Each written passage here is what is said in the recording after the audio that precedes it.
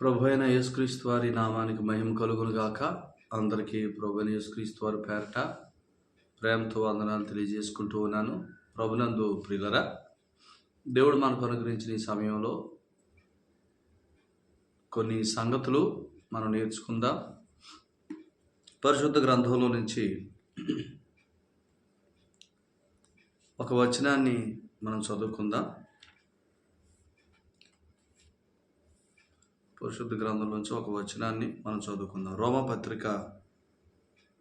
రోమీలకు రాసిన పత్రిక 6వ అధ్యాయంలోంచి ఒక వచనాన్ని మనం చదువుదాం. రోమీలకు రాసిన పత్రిక 6వ అధ్యాయము 11వ వచనం.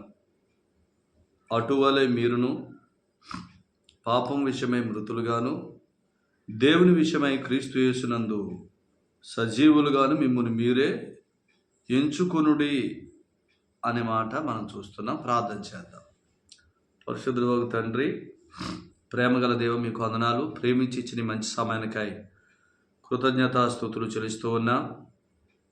మీ కుమారుడిని యేసుక్రీస్తు వారిలో మా అందరికీ మీరు సిద్ధం చేసిన రక్షణకై కృతజ్ఞతలు. యేసు ప్రభునందు విశ్వాసం ఉంచిన మేమందరం రక్షించబడి మీ పిల్లలుగా, నీతిమంతులుగా, పరిశుద్ధులుగా తీర్చబడి పరలోకంలో కూర్చోబెట్టబడ్డా. అందుకు స్తోత్రాలు. ఇంకెవరైనా యేసుప్రభు మీ అందు విశ్వాసం ఉంచకపోతే విశ్వాసం ద్వారా కలిగి ఆ ఉన్నతమైన పరలోకపు స్థితిని అనుభవించడానికి యేసుప్రభు అని ఒప్పుకోవడానికి మీ కృప చూపించండి. మాతో మాట్లాడండి. యేసుక్రీస్తు వారి పేట ప్రార్థన చేస్తున్నాం తండ్రి, ఆమేన్. ప్రభునందు ప్రియులరా, యేసు ప్రభునందు విశ్వాసం ఉంచిన వారు జీవించాల్సిన జీవితాన్ని మనం ఏమంటున్నామంటే నీతి ద్వారా కృప. అంటే ఆ కృప, నీతి ద్వారా కృప అంటే ఏంటంటే మనల్ని జీవింపజేసే కృప అని. ఆయన కృప ద్వారా మనం జీవించాలంటే అంతా దేవుని కృప, అంతా దేవుని కృప అని అంటాం కాదు. ఆయనందు విశ్వాసం మూలంగా మనకు కలిగిన నీతిని లేదా ఆ స్థితిని ఒప్పుకోవటం ద్వారా, ఎంచుకోవటం ద్వారా ఆయన మనకి ఏం చేయగలడంటే సహాయం చేయగలడు అనుదినం జీవించడానికి. అందుకని ఇక్కడ ఏమన్నాడంటే రోమాపత్రికలో, అటువలే మీరును పాపం విషయమై మృతులుగాను క్రీస్తు యేసు దేవుని విషయమై క్రీస్తు యేసునందు సజీవులను గాను మిమ్మల్ని మీరే ఎంచుకోండి అని అన్నాడు. ప్రతిరోజు విశ్వాసం ఎలా ఎంచుకోవాలా? నేను పాపం విషయంలో మృతుడిని, దేవుని విషయంలో యేసు ప్రభువుని బట్టి జీవం కలిగి ఉన్నాను అని ఎంచుకోవాలా. కొలసీ పత్రిక 3వ అధ్యాయంలో ఏమని రాయబడి ఉంది? మొదటి 4 వచనాల్లో, మీ జీవము క్రీస్తుతో కూడా దేవుని యందు దాచబడి ఉన్నది, మనకు జీవమైన క్రీస్తు అని ఉంది అక్కడ. మనం క్రీస్తులోను దేవుల్లోనూ భద్రపరచబడ్డాం. మన జీవం క్రీస్తులో ఉంది. మన జీవం క్రీస్తు అయితే ఆ జీవం నాశనమయ్యే జీవం కాదు. ప్రకటన గ్రంథం 1వ అధ్యాయం 18లో మృతుడనయ్యాను గాని యుగ యుగములో సజీవుణ్ణి అని అన్నాడు. మృతుడయింది ఎందుకు? ఇక్కడే రాశాడు రోమపత్రిక 6లో. ఆయన మృతుడయింది ఆయన నమ్మిన వారందరినీ పాప విముక్తులను తీర్పు తీర్చడానికి. ఆయన సజీవుడైంది ఎందుకు? నీతిమంతులుగా తీర్చడానికి. ఇప్పుడు పట్టుకోండి, ఆయన మృతుడయ్యిందేమో పాపం విషయంలో అందరినీ చచ్చిన వారుగా చేసి పాప విముక్తులు అని తీర్పు తీర్చడానికి. రోమా 6:7 చదవండి. చనిపోయిన వాడు పాప విముక్తులని తీర్పు పొంది ఉన్నాడు. చనిపోయిన వాడు అంటే ఎవరు? యేసు ప్రభునందు విశ్వాసం ఉంచినవాడు. యేసు ప్రభునందు విశ్వాసం ఉంచినవాడు చనిపోయినవాడు. ఏ విషయంలో? పాపముల విషయంలో. పేతురు రాసిన మొదటి పత్రిక 2:24 ప్రకారం పాపం విషయంలో చనిపోయాడంటే పాప విముక్తుడు. రోమా 6:7. ఆయన లేచాడు కాబట్టి నీతిమంతులం. అది అందుకనే యేసుప్రభు వారు ఎన్నిసార్లు చనిపోయారు? ఒక్కసారే చనిపోయారు.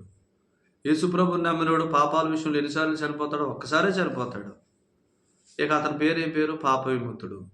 ఇప్పుడు చనిపోయిన యేసుప్రభు తిరిగి లేచి ఎక్కడున్నాడు? పరలోకంలో ఉన్నాడు. యుగయుగాలు జీవిస్తున్నాడు. జీవించుచున్న యేసుప్రభు మనకేమై ఉన్నాడు? నీతి అయి ఉన్నాడు. అదే ఆయన లేచాడంటే మనం నీతిమంతులుగా తీర్చబడ్డాం. మీకు ఇంకొక మాట తెలియజేస్తాను. రోమపత్రిక 6వ అధ్యాయం 5వ వచనంలో ఒక వ్యక్తి యేసుప్రభుని నమ్ముతున్నాడంటే ఆ వ్యక్తి ఏమవుతున్నాడంటే ఆయన మరణంలో పాలు పొందుతున్నాడు, ఆయన పునరుద్ధానంలో పాలు పొందుతున్నాడు. అది యేసుప్రభుని నమ్మటం అంటే we are partaking in his death and we are partaking in his resurrection. ఆయన మరణంలో పాలు పొందుతున్నాం, ఆయన పునరుద్ధానంలో పాలు పొందుతున్నాం. మరణంలో పాలు పంపులు పొందినోడేమో పాపం విషయంలో చచ్చిపోతున్నాడు. పాపం విషయంలో చచ్చిపోతున్నాడు కాబట్టి పాప విముక్తులని తీర్పు పొందుతున్నాడు. రోమా 6:7లో. ఆయన పునరుద్ధానంలో పాలు పంపులు పొందుతున్నవాడేమో దేవుని విషయమైన జీవంలో పాలు పొందుతున్నాడు. దేవుని విషయమైన జీవం అంటే దేవుడు ఏ జీవం గలవాడు? నిత్య జీవం గలవాడు. నిత్య జీవంలో పాలు పంపులు పొందుతున్నాడు. ఆ జీవం పేరే నీతి విషయమైన జీవం అన్నాడు. పేతురు రాసిన మొదటి పత్రిక 2:24లో మనం పాపం విషయంలో చనిపోయి నీతి విషయంలో జీవించినట్లు లేదా దేవుని విషయంలో జీవించినట్లు అని అన్నాడు. 2 పేతురు రాసిన మొదటి పత్రిక 2:24లో నీతి విషయంలో జీవం అన్నాడు. దాన్నే రోమపత్రిక 6:11లో దేవుని విషయమైన జీవం అన్నాడు. అంటే ఆయన మరణ పునరుద్ధానాల్లో పాలుపంపులు పొందుతున్నవాడు అంటే యేసుప్రభుని విశ్వసిస్తున్నవాడు పాపం విషయంలో చచ్చిపోయాడు, పాప విముక్తుడు మాత్రమే కాదు, నీతి విషయమై దేవుని విషయమై జీవం కలుగున్నాడు. ఇప్పుడు దీన్నే ఎంచుకోమంటున్నాడు. యేసుప్రభుని తన కుమారుని ద్వారా మనకు ఆయన ఏ స్థితి ఇచ్చాడో దాన్ని ఎంచుకోమంటున్నాడు. ఎక్కువగా నువ్వు కూర్చున్నా, నువ్వు నిల్చున్నా, నువ్వు నడిచినా, నువ్వేం చేసినా పరలోకపు తండ్రి నీకు వందనాలు, నన్ను ప్రేమించి యేసు ప్రభువును నా కొరకు అప్పగించినందుకు స్తోత్రాలు. ఆయనందు విశ్వాస మూలంగా పాపం విషయంలో చనిపోయాను, పాప విముక్తుడిని. ఆయనందు విశ్వాస మూలంగా నీతిమంతుడిగా తీర్చబడ్డాను, నీతిమంతుడిని, నీ కుమారుణ్ణి, నీ కుమార్తెను అని ఎక్కువగా ఎంచుకోండి, ఎక్కువగా ఎంచుకోండి. దీన్ని ఎంచుకున్నట్టు అంటే ఇది ఎంచుకోవటాన్ని ఏమంటున్నాడు? మనస్సాక్షి అన్నాడు. నేను దేవుని కుమారుణ్ణి, దేవుని కుమార్తెను, పాపం విషయంలో చచ్చిపోయాను, నీతిమంతుడిని, నీతిమంతురాలను అని ఎంచుకోవాలా? ఇలా ఎంచుకుంటే అంటే ఇలా ఎంచుకోవటం ద్వారా యేసుక్రీస్తు ప్రభు శిలువ కార్యాన్ని మనం ఘనపరుస్తున్నాం, తగ్గించట్లేదు. నేను పాపిని అని అంటున్నాను అనుకో, యేసు ప్రభుని నమ్ముకున్నవాడు కూడా నేను పాపిని అనే ఆ మనస్సాక్షిలోనే ఉన్నాడు అనుకోండి. అంటే యేసుక్రీస్తు ప్రభు వారి యొక్క శిలువ కార్యం నేను నీతిగా తీరిస్తే నువ్వు మాటిమాటికి పాపి అంటే ఆయన శిలువ కార్యం యొక్క విలువను నువ్వు తగ్గిస్తున్నావు, నువ్వు సరిగ్గా ఎరగల. యేసు ప్రభునందు విశ్వాస మూలంగా కలిగిన నీతి, పరిశుద్ధత, దేవుని కుమారుడు అనే స్థితి, పరలోకంలో కూర్చున్నామనే స్థితి పోయేది కాదు. అది ఎప్పటికీ పోదు. ఎవరో పోగొట్టలేరు, ఎవరూ తీసేయలేరు. మనమేం చేసినా పోదు. కానీ మనం ఎప్పుడైతే ఆ స్థితిని ఘనంగా ఎంచుతామో ఆయన మనం జీవించటానికి, మనం ఫలించటానికి అవసరమైన సప్లై చేస్తాడు. ఆ సప్లైలో మనం ఉండాలి. అందుకనే నేను యేసు ప్రభునందు విశ్వాసం మూలంగా నీతిమంతుడిని, పరిశుద్ధుడిని, దేవుని కుమారుడిని ఎక్కువగా ఎంచుకోండి. ఎంచుకోవటం ద్వారా జీవిస్తారు. అలా ఎంచుకోవటమే శ్రేష్టమైన జీవితానికి మూలం. ఇది మీకు కష్టం అనిపించిన అలా ఎంచుకోండి. ప్రార్థన చేద్దాం. పరిశుద్ధుడు తండ్రి మీకు వందనాలు, ప్రేమ కలిగిన దేవ మీకు స్తోత్రాలు. మీరు ఇచ్చిన సందేశాన్ని బట్టి కృతజ్ఞతలు.